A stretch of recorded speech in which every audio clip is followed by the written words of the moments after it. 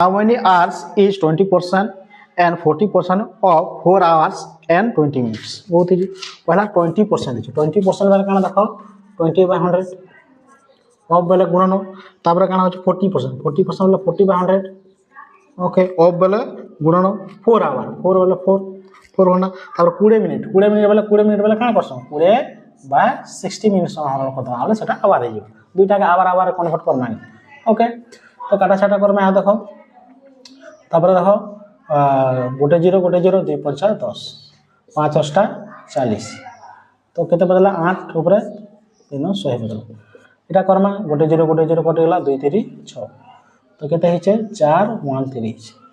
okay तापर आ करमा ताला 8 bye 100 के 100 3 4 12 12 1 13 13/3 है काटा छाटा करमा काटा छाटा बोले केते कटबा देखो 2 ती कटबा ताला बोले 4 ती कटबा 4 दूना 8 तापर एटा 25 13 दूना 26 25 3 75 25 3 75 तो 26/75 ही जीवा हम राइट आंसर 25/75 से देखा 25 26/75